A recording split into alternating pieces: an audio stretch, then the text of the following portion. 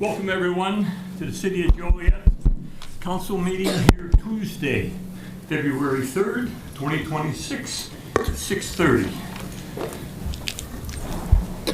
Presiding over the meeting will be our Mayor, Terry Dempsey. After that, we'll have invocation from Pastor Larry Tyler, Second Baptist Church, who will then lead us in the pledge.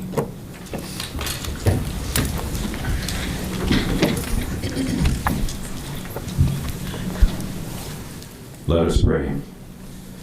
Gracious God and Father, we thank you for the privilege to invite you into these proceedings. We thank you, Lord, for the dedication and commitment of our city council. We thank you, Lord, for the constituents of this great city, the stakeholders. We thank you, Lord, for all the components of this great city of Joliet. We now ask for your strength and your wisdom to preside in these proceedings. Be with the council, be with the stakeholders, the people. Let there be concession and agreement in a spirit of unity that propels the city forward. We ask you to be in the rollout of the plan for this year. We ask your blessings. Be with us all. And dear Lord, we do pause now for special prayer for John Sheridan. In the name of Jesus, we pray that you would bless him. Pray that you would bring healing. We ask this all in the name of our Lord and Savior, Jesus Christ. Let everyone say, Amen. Amen.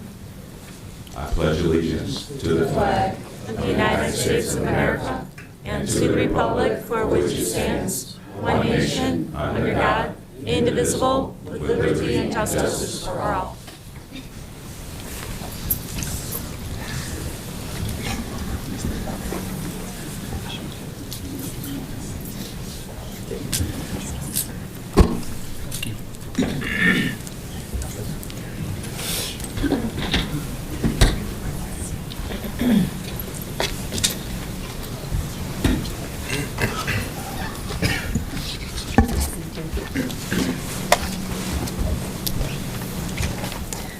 We'll begin with roll call. Mayor Darcy. Here.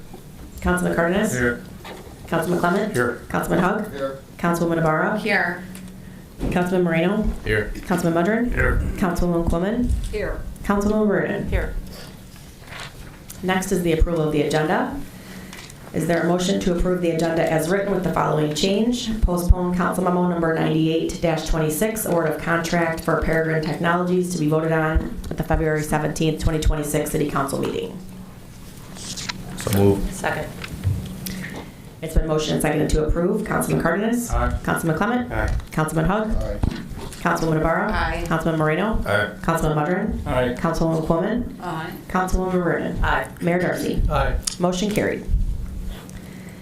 Next is citizens to be heard on agenda items. Is there anyone who would like to speak on an agenda item this evening?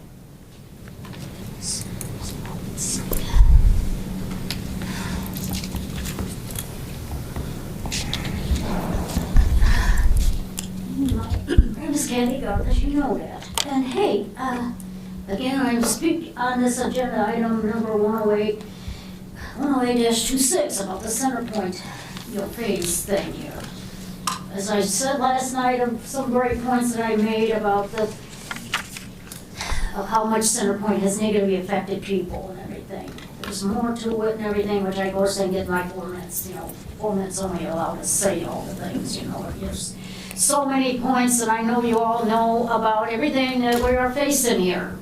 That's why the Mayor Darcy has come up with your comprehensive plan to try to find out a way to get around all this problems that Center Point, of course, has created all truck traffic in our area, which has made, Bay Area, Will County become the warehouse of the county of warehouses because of it. We've had roads that had to be redone.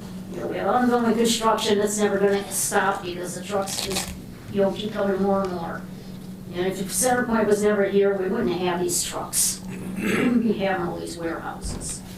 When the Center Point was done here, we already did $70 million when we redid the I-55 Arsenal Road interchange. That's over $70 million. Then when they had their toll bridge done, You know, from Route 6 to I-80, that was over 34 million. Let's keep going up for that, but the public has to pay. And all these other roads that need to be, that have been made and everything, it's just ongoing. It never ends and everything. And the trucks have just been, like you said, tearing the roads up and costing taxpayers so much on these roads that we fix, which is never ending. Every time, when we see in the area, I-80, I-55, it's constantly being redone and everything, and as soon as they get done with it, of course, the roads are all messed up again for these trucks. And it's just created everything. And number nightmares and everything. And Centerpoint promised that, we wouldn't have to pay for all this stuff and everything. Well, they inspect all the boom of warehouses coming, because everything wants to go into their warehouses. And another point I want to make is, why is it, being the largest inland port, as we all heard that phrase keep on being repeated, why do we got every load in America on the coast that come from the coastal ports coming here to Will County to Centerpoint Intermodals? And then we got trucks from all over the U.S. coming up here to get loads to pick up here in Will County at the Centerpoint Intermodals or warehouses and bring back to other states. Why don't those trains line up at the coast and take those loads right to those states instead of bringing them all here to Illinois here, to Will County here, and put it on our streets, and we got all the trucks in America coming here? I don't think we should be having to have that. There's other solutions to where we could get around that and stop sending every load in America here, because Centerpoint wants all the loads to come there and and everything. But and the point is, what I stress, and I have been stressing, is the first things, words out of Centerpoint's mouth when all this began, when they came to Joliet, the first words in their mouth is told everybody, what we are going to do ain't going to change, alter, or affect anybody's lifestyles. Needless to say, mine has been affected so bad, because why am I where I'm at now? Homeless, living in a motel room. Why have I lost everything I had? Even my mom, my friends, my boss, even my other old neighbor, one of my best friends. I've lost them now. I don't have that anymore in my life. And I am homeless and struggling every day trying to find a reason to go on and keep on living. And it's very impossible to do. So, they ruined the area, needless to say. And they shouldn't be granted any more things.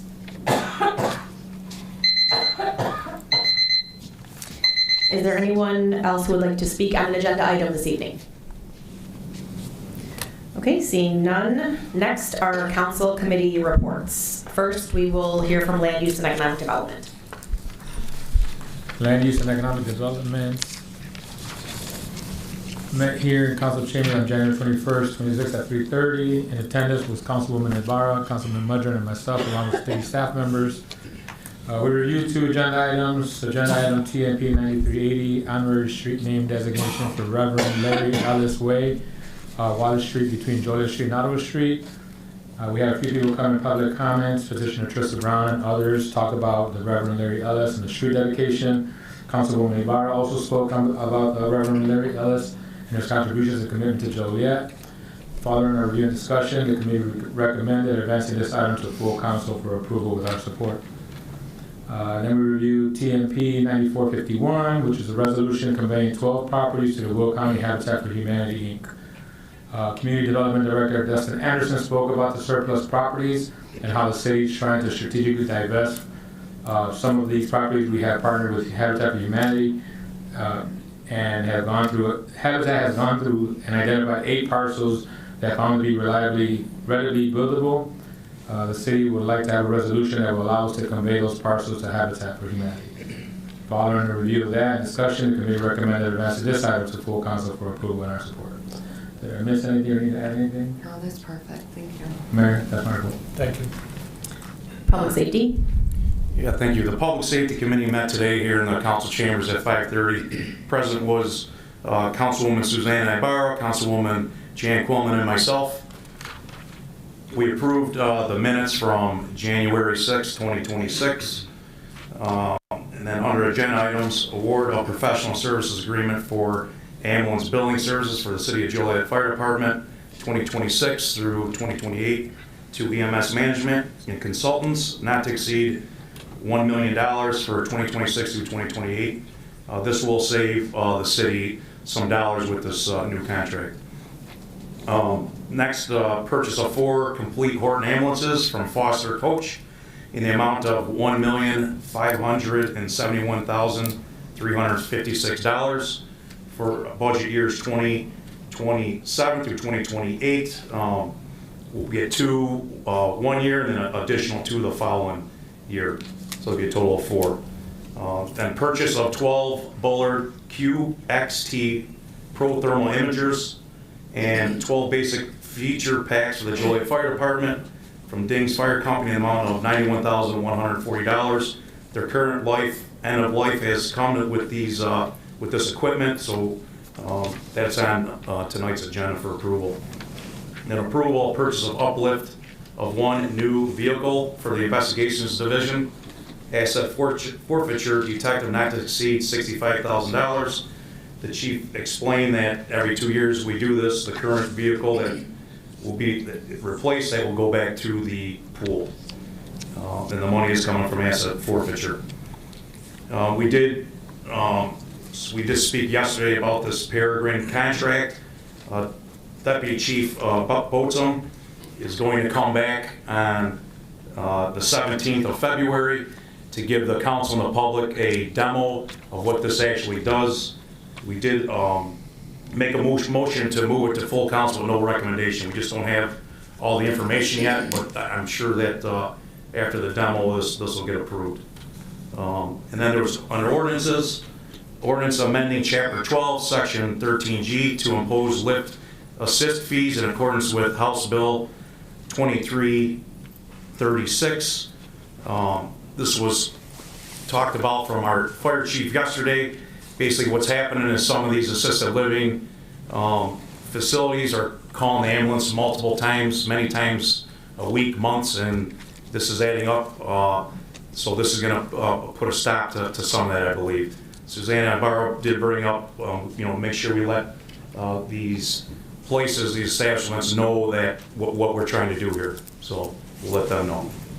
And then under resolutions, resolution authorizing the execution of a memorandum of understanding between the city of Joliet and the Will County Sheriff's Office.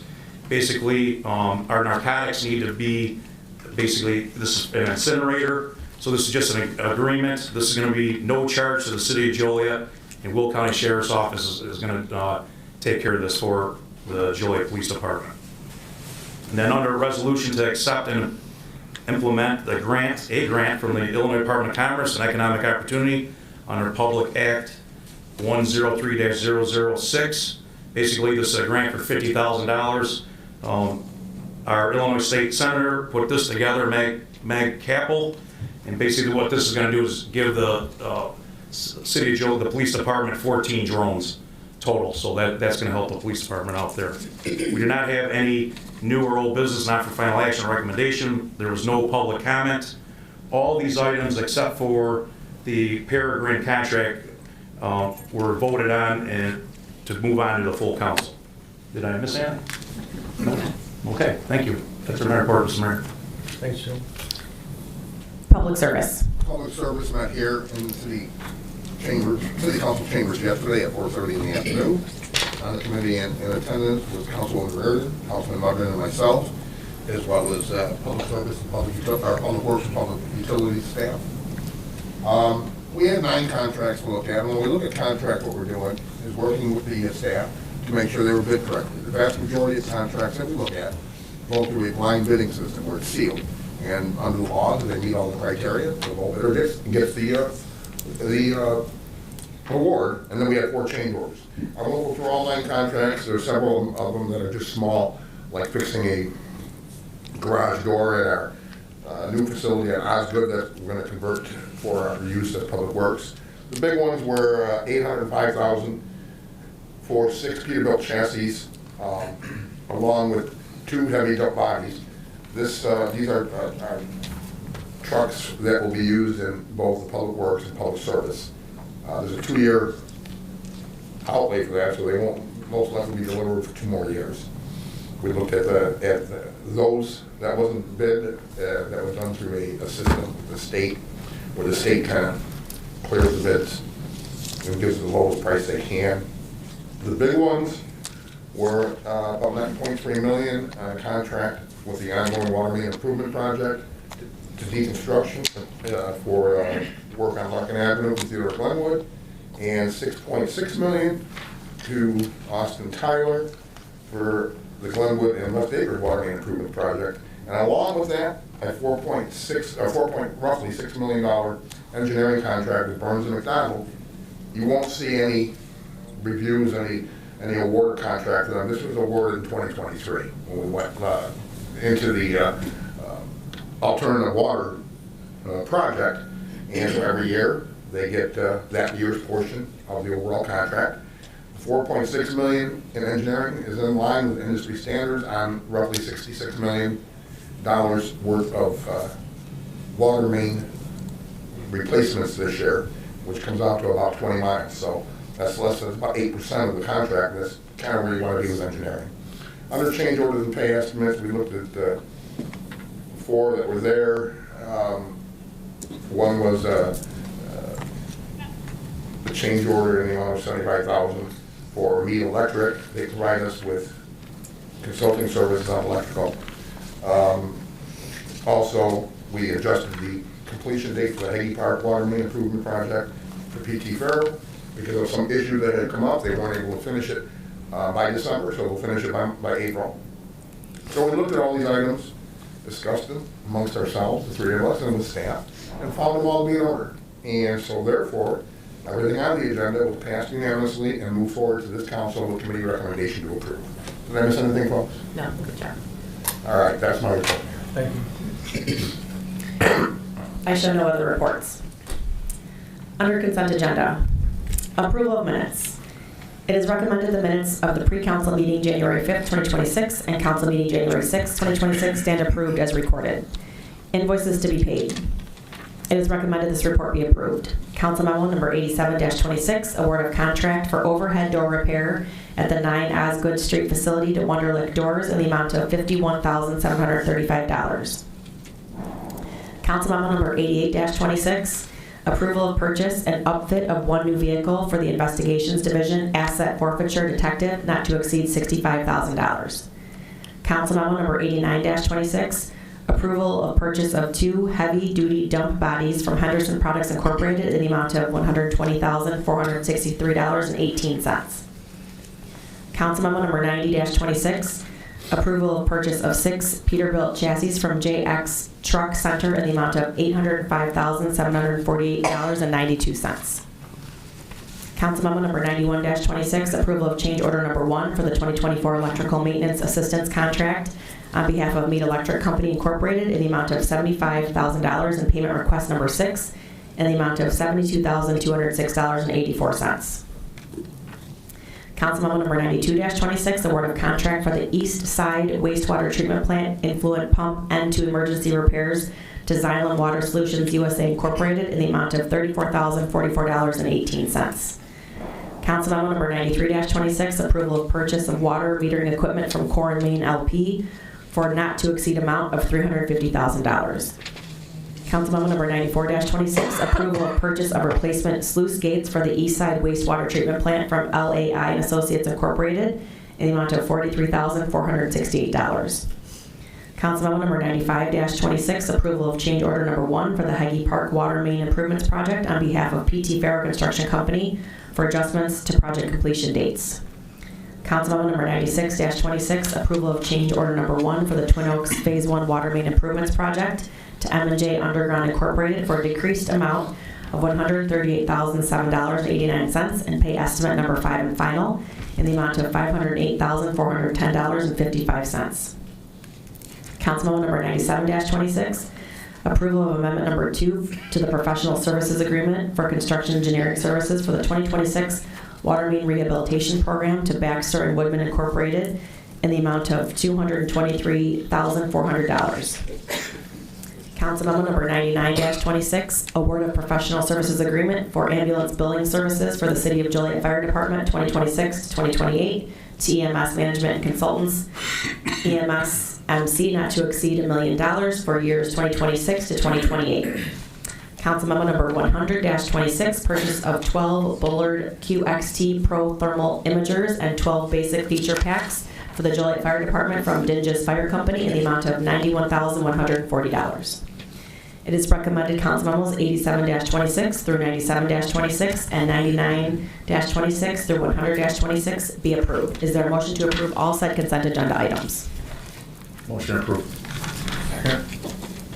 It's been motioned and seconded to approve. Councilman Clement? Aye. Councilman Hug? Aye. Councilwoman Ibarra? Aye. Councilman Moreno? Aye. Councilman Mudrin? Aye. Councilwoman Quillman? Aye. Councilwoman Reardon? Aye. Councilman Cardenas? Aye. Mayor Darcy? Aye. Motion carried. Agenda items. Council Memo Number 102-26, award of contract number 2930-0126 for the Glenwood and West Acres Water Main Improvements Project to Austin Tyler Construction Incorporated in the amount of $6,577,723.51. It is recommended Council Memo Number 102-26 be approved. So moved. Second. Any comments or questions? Thank you. It's been motioned and seconded to approve. Councilman Hug? Aye. Councilwoman Ibarra? Aye. Councilman Moreno? Abstain. Councilman Mudrin? Aye. Councilwoman Quillman? Aye. Councilwoman Reardon? Aye. Councilman Cardenas? Aye. Councilman Clement? Aye. Mayor Darcy? Aye. Motion carried. Council Memo Number 103-26, award of contract number 2921-0126 for the Larkin Theodore to Glenwood Water Main Improvements Project to Deconstruction Incorporated in the amount of $9,302,064.21. It is recommended Council Memo Number 103-26 be approved. So moved. Second. Any comments or questions? Mayor, I have a comment.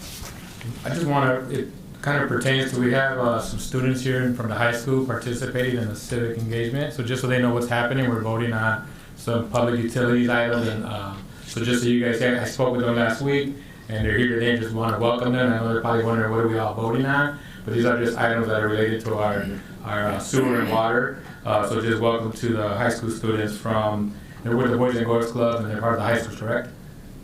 Yes. So welcome, but just, that was all. Thank you. It's been motioned and seconded to approve. Councilwoman Ibarra? Aye.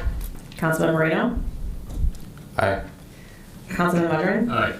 Councilwoman Quillman? Aye. Councilwoman Reardon? Aye. Councilman Cardenas? Aye. Councilman Clement? Aye. Councilman Hug? Aye. Mayor Darcy? Aye. Motion carried. Council Memo Number 104-26, award of professional services agreement for construction-related engineering services for the 2026 Water Main Replacement Program and the 2026 Lead Water Service Line Replacement Program to Burns and McDonnell Engineering Company Incorporated in the amount of $4,573,892.88. It is recommended Council Memo Number 104-26 be approved. So moved. Second. Any comments or questions? Thank you. It's been motioned and seconded to approve. Councilman Moreno? Aye. Councilman Mudrin? Aye. Councilwoman Quillman? Aye. Councilwoman Reardon? Aye. Councilman Cardenas? Aye. Councilman Clement? Aye. Councilman Hug? Aye. Councilwoman Ibarra? Aye. Mayor Darcy? Aye. Motion carried.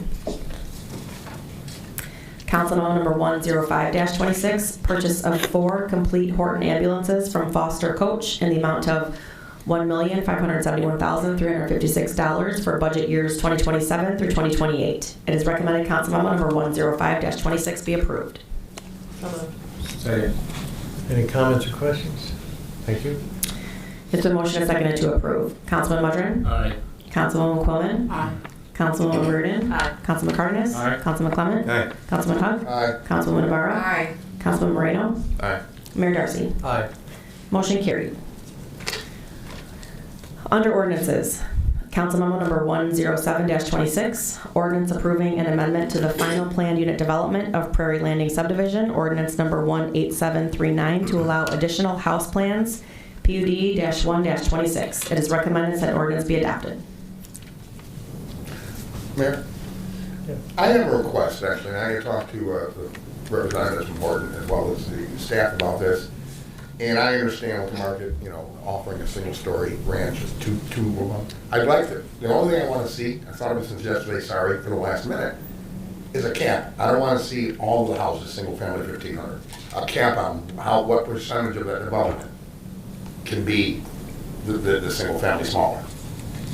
You understand, you know what I'm saying? So, I thought here, is that gonna be doable?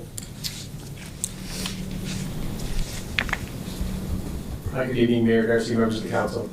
Councilman Hug, the short answer is yes. I guess I would need to know what specifically you're contemplating. I wasn't anticipating the question, so I don't have a number in my head, but I'm sure we can arrive at something. Yeah, so I mean, is it something that we need to table? Or is it something we can make an amendment right now? So, this amendment is just to allow the ranch homes, but articulate for me again what we need him to That, limit. in the complete build out, there's a limit to what percentage of the total number of homes being built there can be these smaller ones. So that you don't have a subdivision, a lot of the residents that live around it were sold on 2-story houses that were between 2 and 2,600, 2,000 and 2,600. We do have some single story in a couple of the subdivisions around there. They tend to be at 1,800, single story, they're those ranches. Not a lot of pushback, that's the good news. There were several people that showed up, and I think you did answer the questions, the 2 people that had questions. Correct. Against the planning commission, right. The other person was just against it. There was no question, I believe he came and just made a statement. I'd like to see that limit, because I don't want to see this subdivision go from what was going to be many 2 stories of 2,000, 4 or 5 bedroom to 2,600, down to all of them being 1,500 square feet single. Tiny houses, you see what I'm saying? I don't know, I can throw a number out, I don't know that, not to, those 2 that you're introducing, not to exceed 50% of the development. That's fine. And how do we do that?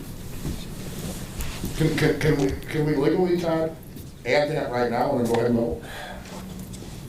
On the fly, I think it'd be hard to get a number. I don't know. This is the first, I think, where everyone's hearing about this. Yes, it is. Yes, it is. You can amend on the floor, but I think what Todd is saying is we might need a little time to identify what you're looking for. We can do this before the next meeting 2 weeks from now? So if you're asking to postpone this, that is a debatable motion. You'd have to make that motion. Right, but you're saying that we can't just make it on the fly right now? You could, but You guys would be more comfortable if we had time to talk about it? Yeah. Okay. Then at this point, if you don't mind 2 weeks, right?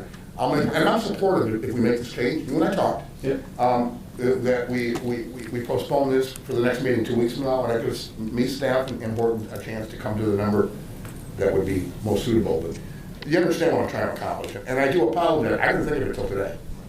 I didn't think of it yesterday, because somebody had called me today. He said, are we gonna have a bunch of 15? I said, you know what? I should have thought of that yesterday, and I did. It got past me.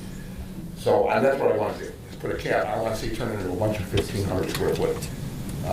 Because that's not what was presented to all the neighbors. I don't think that's the plan. Your plan? No, but we need to have it in writing. Yeah. To establish a cap, is that what you're asking? No, to be all 1,500 square foot. No. You're not planning on having all 1,500? Certainly not. I mean, as the council is hopefully well aware from this past spring, the plan was always to build a community with exclusively 2-story homes. What I'm here before you now is specifically in response to market interest. Right. Never prior contemplation. And I know it's not your intention or Horton's intention. Certainly, I bet you there's a little bit more profit in the 2-story, the bigger, and so I'm sure they want to do that, but we need to have that number in writing. The number, that's easy math. There's 120 lots, so 50%, 60 homes would be the cap. I think that our development director would like, and our city manager, I think you guys would rather just push this off for 2 weeks and do it that way. I mean, if we can decide, sorry. If we can decide here and now, like what the percentage is, if his numbers, you said 50, correct? That's what was. I threw that out, but now you got the total number again? Total number of units? 120. Maybe it's more like 40%, 38, 35%. So I'm sure you have a client you represent. I don't know if you'd have to talk to them or going forward. I don't know if that's possible. Would 40% work for you?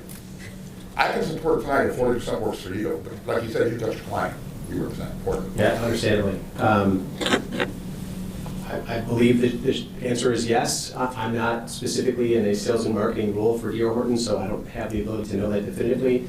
I guess I would say, in the interest of time, if the council is agreeable, let's go with a 40% threshold. In the event that we find that there's a greater market interest, Councilman Hug, you and I can re-engage and talk about that. And if the council is amenable, we could talk about a further amendment at that point. Hopefully that's not necessary. Again, the intention was never to construct a multitude of one-story homes.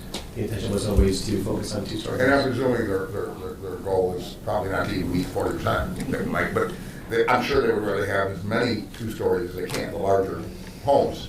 And I get that, but we need to have something right. So I'm fine with 40%. It's a good number, and it's there. They may not even meet that. Okay. And it will, I think, satisfy everybody. It's not to make it look like it turned into a bait and switch. Do you understand what I'm saying? I understand, yeah. So if, Todd, if you're good with that, but if you insist that we need to table it, to postpone it for 2 weeks, I can make that motion, or we can do it with the amendment on the fly. It's up to you. My concern is that I don't think we want to bring this back. So if there's a possibility that you have to talk to your client to bring it back, we might as well just postpone it 2 weeks. Understandably, I guess I would say that I think that likelihood is low. Okay. And so, 40% would be 48 homes.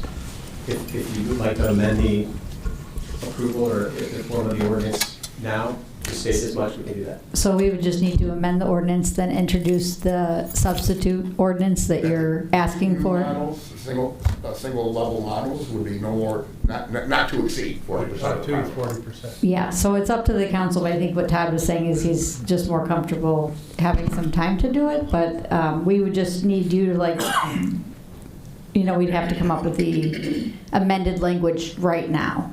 Oh, that's, we can do that. I have a copy of it. It looks like it 2 weeks isn't a big problem, is it? So again, I'm not in sales and marketing, so I can't tell you that it is a big problem, but I do know that the division is eager to begin offering the product, as I think I relayed to you. Right. The last I communicated with the sales representative specifically for Prairie Landing, he told me he had a list of approximately 15 to 20 people who had specifically expressed an interest in single-story living. Whether those people ultimately materialize to buyers is anyone's guess, but my point is that there is interest out there, and so the division was anticipating the approval this evening.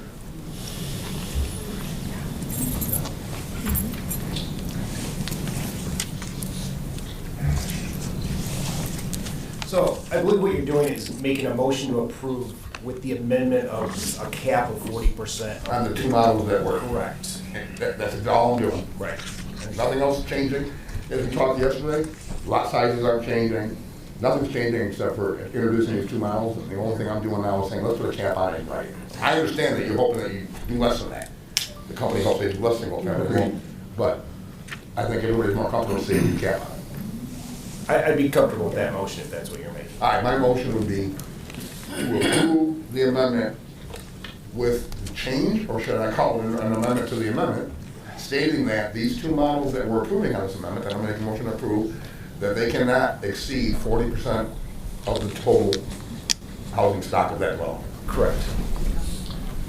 Just one quick clarification. What you're saying is that the total number of single-story homes Correct. could not exceed 40%, or a total of 48 units, irrespective of whether it's the Chatham, which is the one of the one single-story homes, or the Anderson, which is the other. Right. Okay, so it's just a 40% cap on single-story homes, period. Are you good with that? Yes.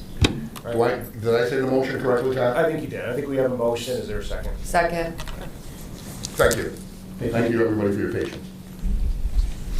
Any other comments or questions? Larry, can you tell me again whose subdivision this is?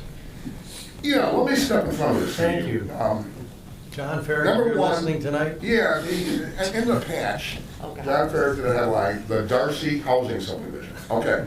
I talked to Terry long before he got involved in politics about this with his attorney, which at the time was Mike Hansen. Terry, the long and the short of this is, for Terry, he had to move off of Jefferson with his Hyundai. That's what franchisees are up against.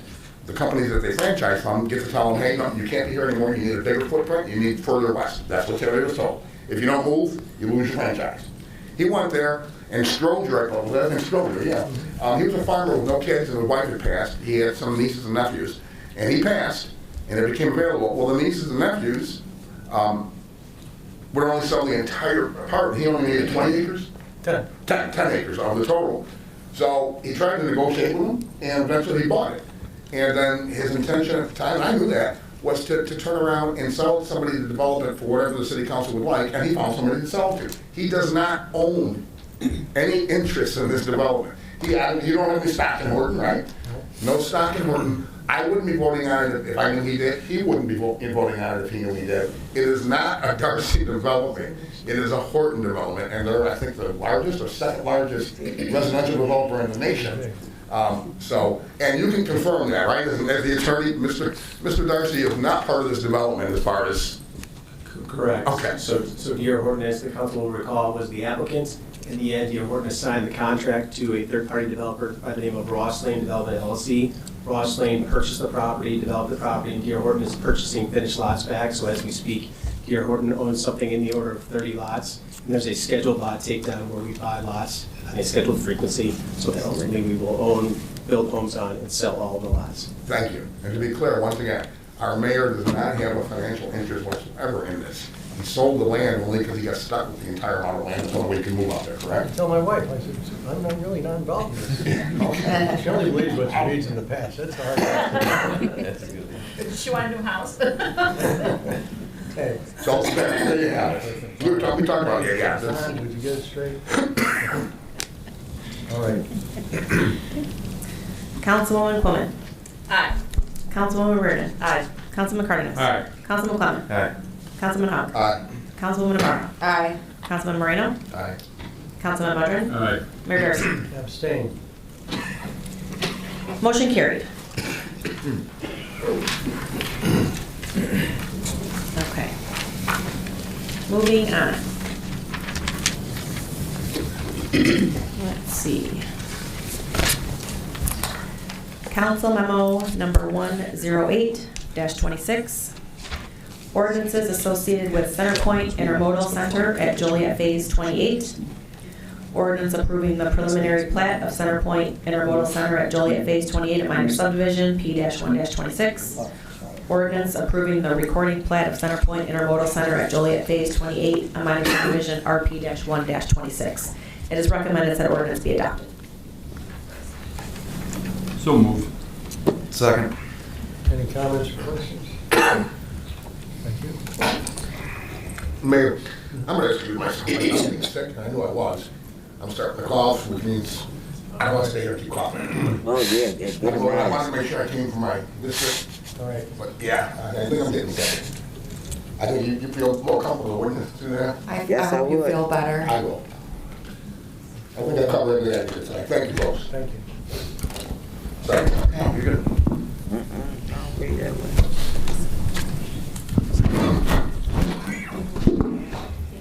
Covered. You can see that. It's been motioned and seconded to approve. Councilwoman Reardon. Aye. Councilman Cardenas. Aye. Councilman Clement. Aye. Plug is absent. Councilwoman Ibarra. No. Councilman Moreno. Aye. Councilman Mudron. Aye. Councilwoman Quillen. Mayor Darcy. Aye. Motion carried.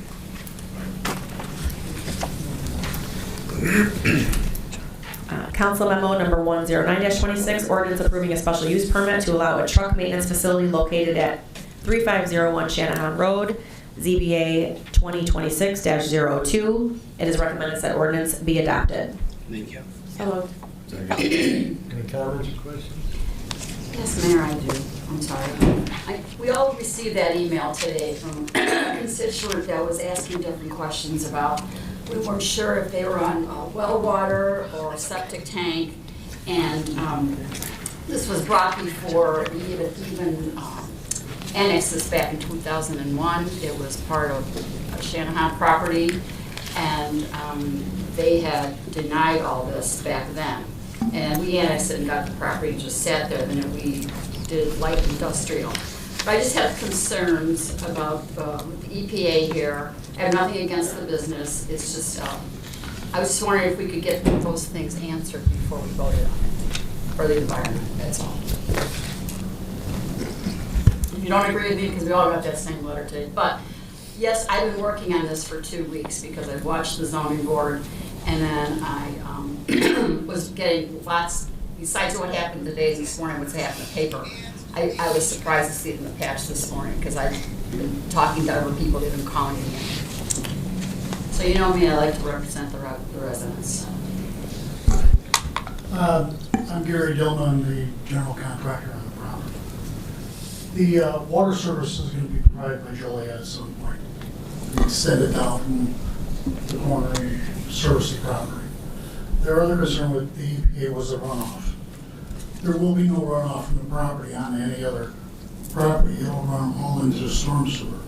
It'll be designed underground, stored at a reduced rate, so it doesn't impact the storm sewer for the city of Joliet.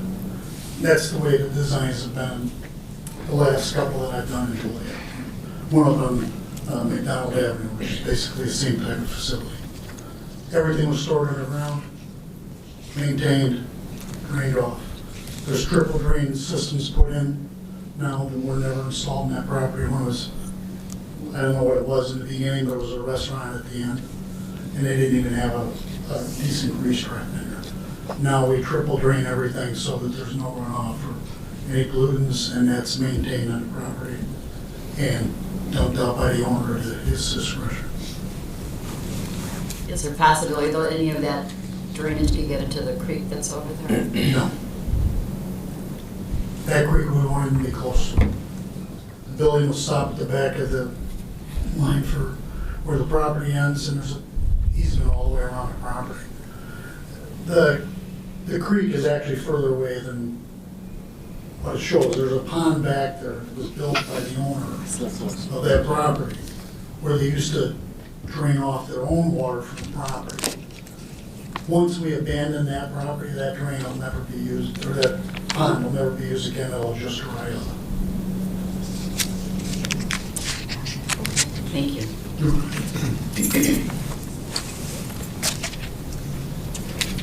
Any other questions? Thank you. Okay, it's been motioned and seconded to approve. Councilman Cardenas? Aye. Councilman Clement? Aye. Councilwoman Navarro? No. Councilman Moreno? Aye. Councilman Mudrin? Aye.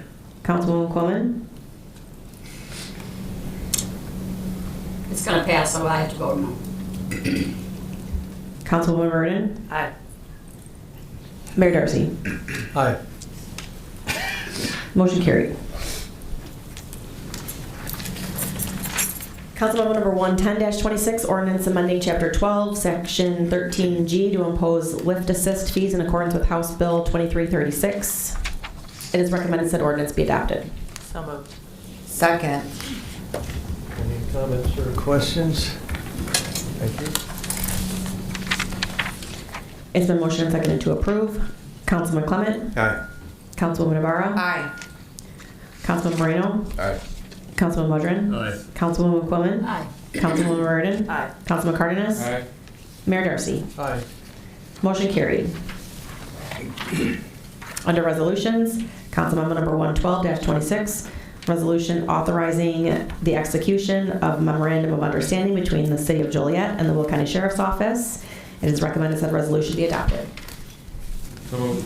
Second. Any comments or questions? Thank you.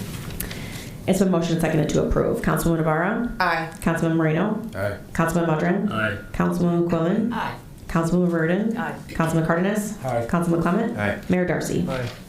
Motion carried. Councilmember number 113-26, resolution to accept and implement a grant from the Illinois Department of Commerce and Economic Opportunity under Public Act 103-0006. It is recommended said resolution be adopted. So moved. Second. Any comments or questions? Thank you.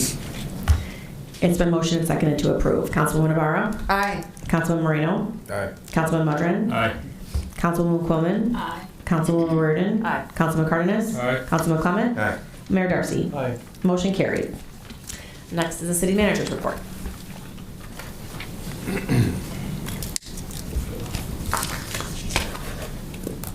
On behalf of the City of Joliet, I would like to congratulate Joliet Police Department Officer Christy Petro, who was honored as Police Officer of the Year today by the Joliet Exchange Club at their annual luncheon. We thank her for her service and thank the Joliet Exchange Club for recognizing Officer Petro. We're very proud of her.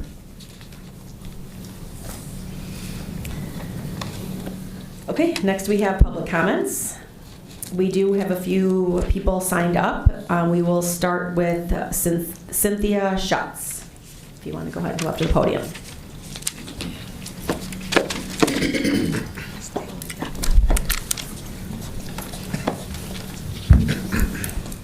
Hello, I'm Cynthia Schutz. I have lived in Joliet all my life, and in fact, we go through Joliet for 6 generations of Schutzes. I just want to talk about, I know that in the future they'll be discussing the data center at some point. I just wanted to come up against the data center because it really will not help Joliet. I love Joliet with all my heart.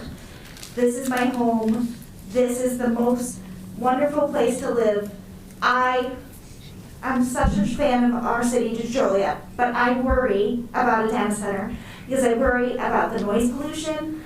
I worry about the water, especially now that we're going to get the Michigan water. We don't want to really ruin what we're doing. We've made so much progress recently in Joliet, and we don't want that to go to waste. I just want to make sure that we realize that it may have a few jobs, but it's not worth ruining our city over something that only brings a few jobs.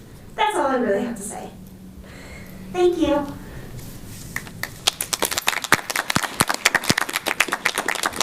Andrea Baumert.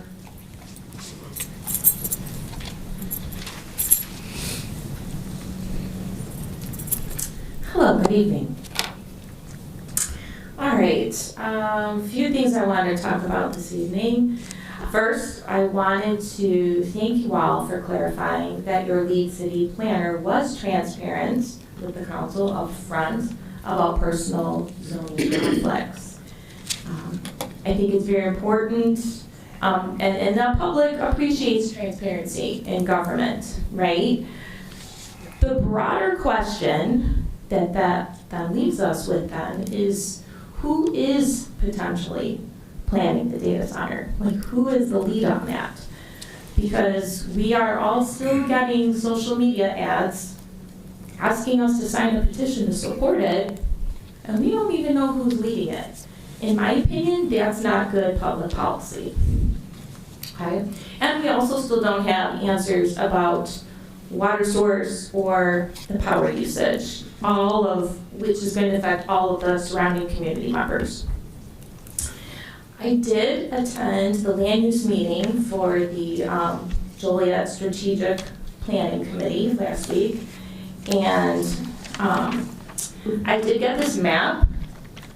I think you guys have all seen this map. If you haven't attended, okay. And I just wanted to point out that that parcel right there where the proposed data center is supposed to go, even though it doesn't say that, we know that that parcel is really important too, because there's this big blue bubble here pointing to it with text. So when I look at that, I'm a visual learner. I know that that parcel is important to you as a piece of vacant property and that you want to develop it. I can see that, okay? So I spent some considerable time looking at your plan and reading it, and it was quite extensive, and I think it did a really good job of polling and surveying all your residents. And what I saw over and over in there were that the people who were polled put a strong emphasis on healthcare services, that they wanted more access to healthcare services, and that they had very strong environmental concerns. Okay, so moving on from that, that was listed on multiple pages. They wanted healthcare access, they wanted jobs for that, there were a need for services. Vocabulary that was listed was environmental stewardship, conservation, preservation, parks, sustainability. All these things were listed over and over and over, including the fact that Julie acknowledged that you do have brownfields left over from old industrial areas that have yet to be cleaned up and mitigated on an environmental level. Those things haven't been addressed yet. So maybe those should be given attention first before we bring in other types of industrial developments. Some of the goals that were listed on your plan: improve equitable access to parks, support waterways, strengthen the connection between public health, green infrastructure, open space, ensure long-term water security. That's amazing. Like, we want water security too. So here's the idea I came up with, knowing that you really want to develop that area. Okay, how about you consider making it a health center? Okay, it's clear that your community members are looking for services for their sick, to look for healing, possibly a new critical care center. Okay, gardens, healing gardens. What can we do to support the community and honor your plan and the things that the community is actually looking for? Thank you. Doris Jones.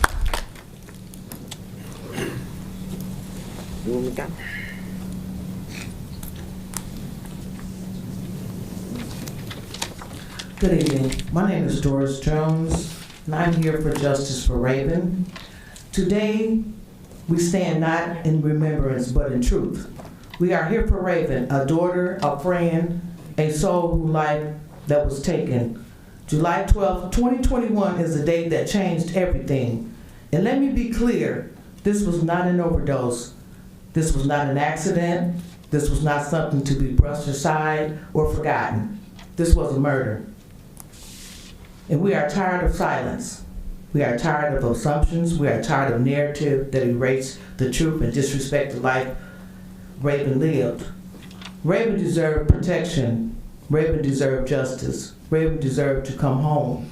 Instead, her voice was taken, but not ours, was not. We speak today because justice delayed is justice denied. We speak because unanswered questions are still unanswered. We speak because someone knows what happened and the truth does not disappear just because time has passed. We will not allow Raven's name to be reduced to a report. We will not allow her story to be rewritten. We will not stop demanding accountability. To those listening, law enforcement, officials, investigators, do your job. We open what needs to be reopened. We examine what was ignored. Listen to the family. Follow the truth, no matter where it leads. And to Raven, your life mattered. Your story matters, and your name will not be forgotten. Justice for Raven was not optional. Justice for Raven is necessary. Justice for Raven is overdue. We will keep standing, we will keep speaking, we will keep pushing, because this was not an overdose, this was a murder. And we will not rest until justice is served. Justice for Raven, always. Thank you.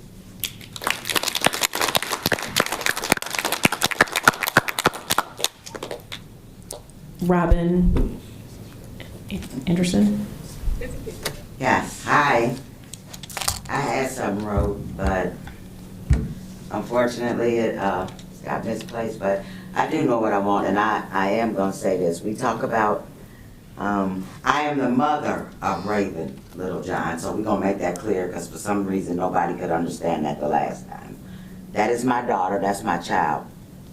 And this guy, she was found in an apartment in a Will County Housing Authority building.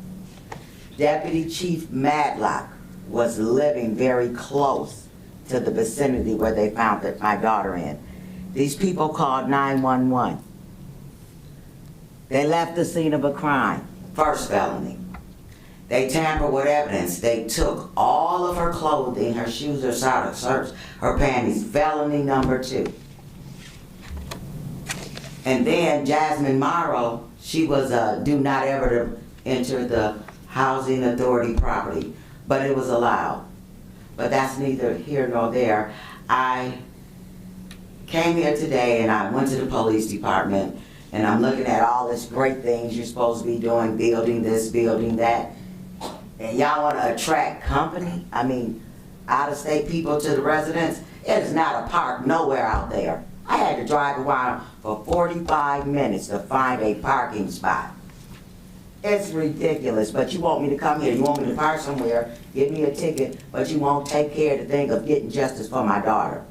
But y'all sure making up ways how to ticket the residents, your constituents that vote for you. There's nowhere to park, to go to that courthouse, to go to the police station, to go nowhere up in here. And y'all ain't did nothing about that.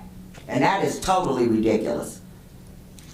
So you want us to come out, but I was born and raised here, but you want people to come from out of town and spend their money here, and we ain't got no place to park?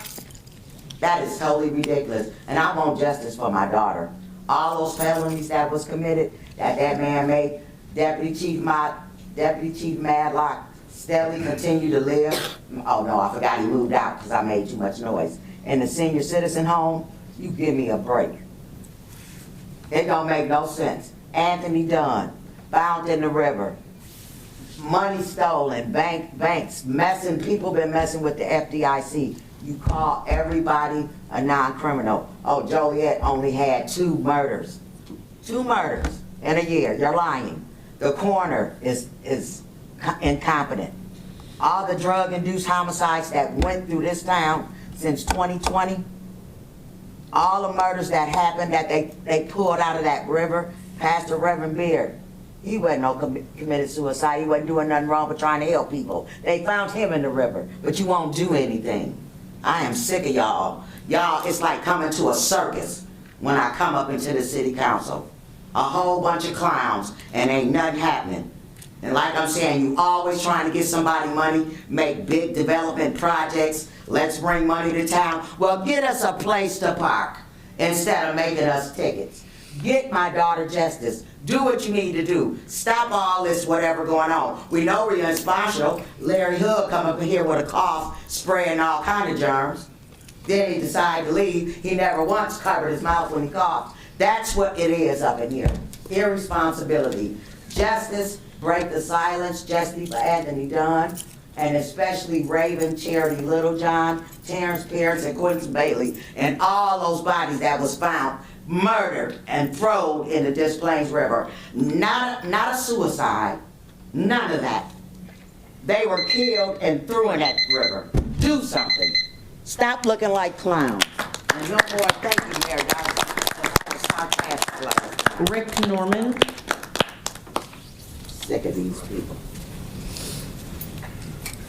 Get a life. Pedophiles and creeps are using generative AI to undress children and women.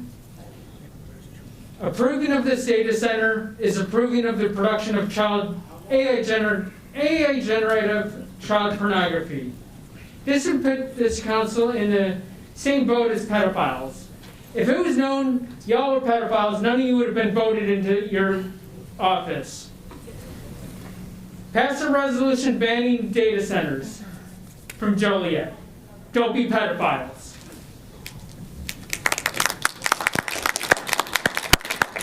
Is there anyone else who would like to address the council this evening?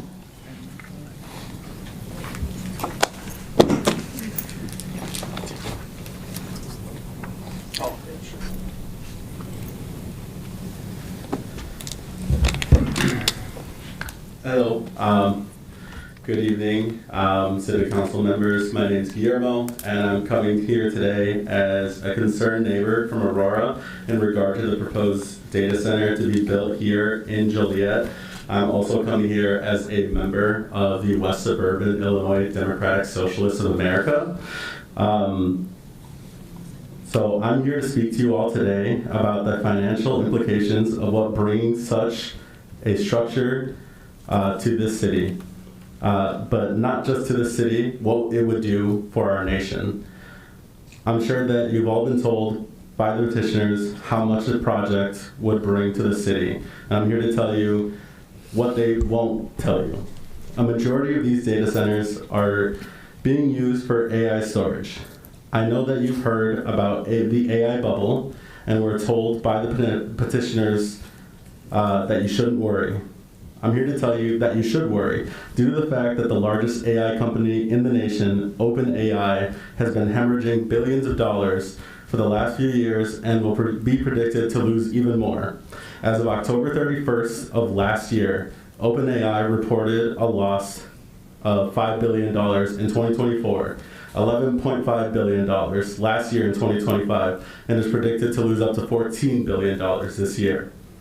If you believe that this is what's best for this city of Joliet, then I implore you to do your own research in regards to what data centers will bring to the future of our nation. And I say to the people in this room, do you all believe that the money the city of Joliet is being proposed to make, after hearing how much money is set to be lost from the largest AI data center, or the largest AI company in the nation has already lost? Do you think that's worth more than your lives? Thank you.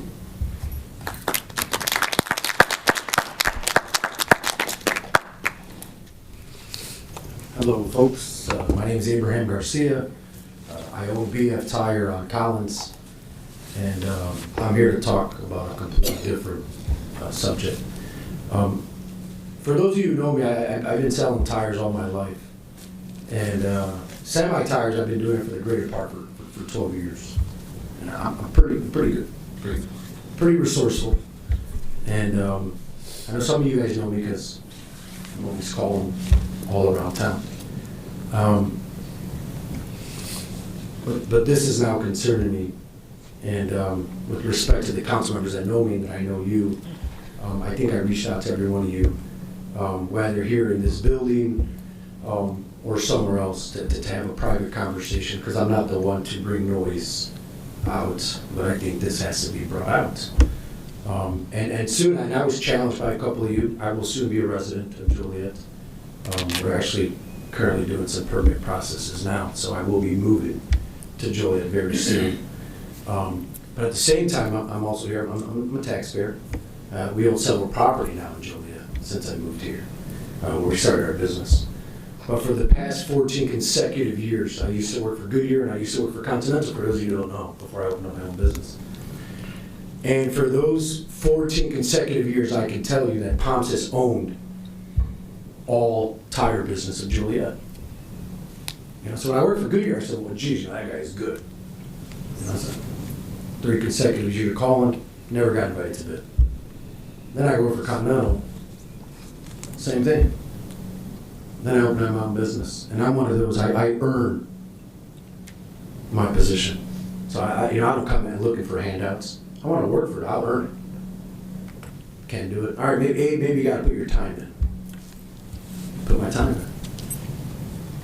Still can't get invited to bid. Then I do some more deeper research and get my hands on the invoice. That's why I know what the city's paying. So then I quote beneath it.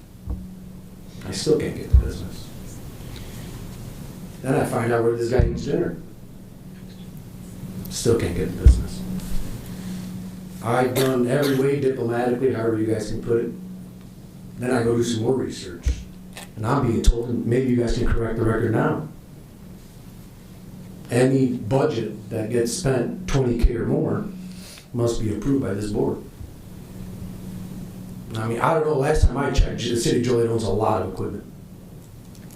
And I guarantee you there's more than $20,000 of tires going on in the city of Joliet. I don't know, maybe someone should look into it. I've asked nicely for 3 years now.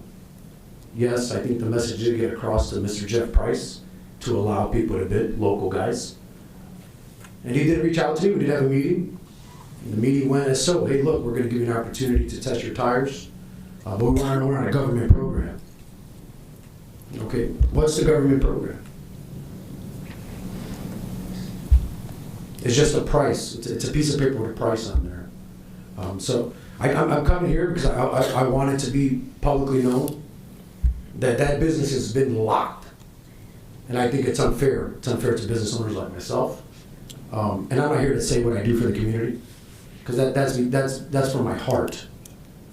But when's the last time you guys ever see Pomps give a shit about this city?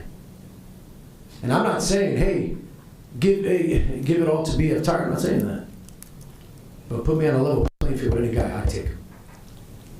And the truth of the matter is, they don't want to let it out to bid.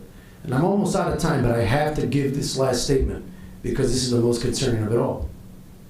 Selling tires, semi-truck tires, commercial truck tires for commercial truck fleets, you typically use a certain size to streamline things. And I think of this law, and excuse me for saying, I think Moreno will know. I think Moreno drives a dump truck. And I think the company that he works at, they all use the same size tire for all their dump trucks because, well, I don't have to break it down, it's common sense. But I want you guys to know that your fleet manager, the director, has moved your entire fleet to an obsolete tire. An obsolete tire that many factories cannot manufacture anymore because no one uses it. And then it's ungodly expensive. But he met his match because I produce tires overseas. And I produce that size tire. And even then we cannot get the business. So then I ask, I sign up, I get invited to bid for fuel, for salt. I mean, but we can't get invited to bid on the tires, it's ridiculous. I went many times, had many meetings, called on him many times. This is nothing new. I think each and one of you, I reached out to you personally, asked for some help. Hey, look, I'm not saying the business comes to me, but I should be able, as a taxpayer, to bid for the business, especially if it's over 20K.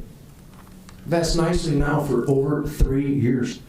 BF Tire's been in Joliet for over 6. And we're well involved with the local community. And I don't think there's not one council member on this board that have asked us to be involved in the community and we've ever said no. Abraham, we'll address it. Yeah. Thank you. Thank you. Thanks.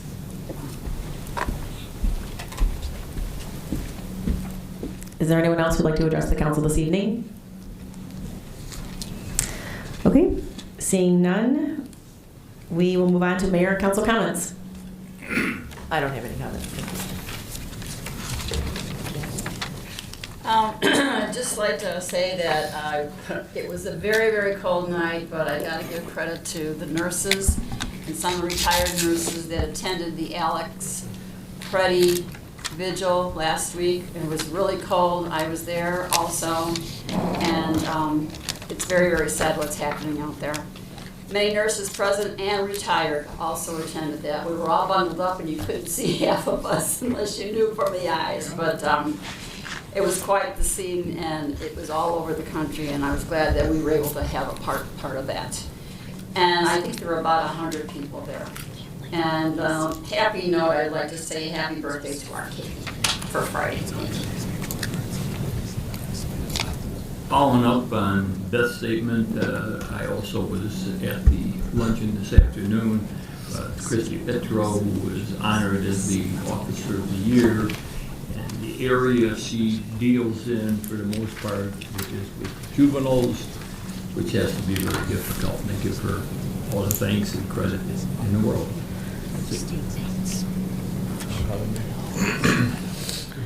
Okay, Mom, wake Dad up, because it's my dad's birthday, and I want to start by saying how much I love you, whether it's your words of wisdom, your kindness, your strength, your amazing sense of humor, or the countless sacrifices you made for our family. Every moment with you, Dad, is a gift. I also want to say my dad is always very interested. We call him Weatherman Bob. He's very interested when storms come up in informing the whole city of Joliet via my Facebook what they can expect, what they should look out for, and how they should prepare. So I want to say happy birthday, Dad. And then this isn't a back and forth, this is my time, but I want to tell the resident in the audience that called us all pedophiles, that is the most disgusting thing I've heard in the 3 years I've been up here. No matter what side you're on, nobody up here is a pedophile, and that's disgusting language to use to the people that hold public trust. Thank you. Beth, I just want to follow up on, maybe a month ago, I was hoping to get somebody from IDOT here just to talk about, give us some updates, not only the council but the public, about what's happening on Interstate 80, maybe some timelines, the progress, maybe maybe the public will come out and ask some questions, but just looking for like a follow-up on what's happening there. Okay, yeah, we can do that. And then we all know we ended up receiving the calls last week. The bridges were out. It was a nightmare. Beth, you and I spoke or text or, and you know, when the bridges go out, it's really hectic. And on top of that, throwing salt in the wound. Interstate 80 was shut down, so everybody was getting off there, driving through our city. But if we can just keep working with our executor, the county, and the state, what happens is it's hard for the police department when this happens to throw 10 guys there right now to do traffic. We can't predict when this is going to happen. And again, the bridges are not ours, but when they're not operable, we have to act and send our officers there, and it's very tough. So hoping we can come up with a plan, and maybe in the near future we can make Jefferson Street and Cass, whenever it's up, 2 ways, and come up with a plan. I'm hearing there's a study out there now about the bridges, and hopefully we can come to some resolution. So those are my comments, Mayor. Thank you. I just want to thank the Boys and Girls Club again for bringing out the Reimagine Youth Development Program here. I hope you guys got to see and found it exciting. But just thank you guys for coming out and staying awake during all this, and that's my comments, Mayor. I too want to congratulate Chrissy Petro. I've known her since she was a little girl. I was good friends with her dad and her mom, and she's doing just a great job in a difficult part of policing. So congratulations to her. On another topic in the police world, HBO has announced on Friday that a new police drama TV series called American Blue will be set here in Joliet, with some filming planned around the city this April. And we're hoping this show will do for our police force what the show The Pit has done for emergency room workers. It's exciting for Joliet. Vito Ventimiglia is going to play the lead, and right now they're talking about George Clooney or Brad Pitt playing the mayor. I'm just kind of kidding. Just kidding. Beth and I and Pat, I think Joe, Caesar, we're at the Old Timers Banquet, which is another great event here in Joliet to help the youth from 6 to 17 in the baseball world, and we really appreciate all that the service clubs do here in Joliet, that one in particular. And as Pastor Tyler said, our prayers go out to John Shear. He's struggling with his health. He's been a stalwart in this community for a long time, and John, we're praying for you. Thank you, and God bless you all. Okay. Is there a motion to adjourn? So moved. Okay. All in favor? Aye. Meeting adjourned.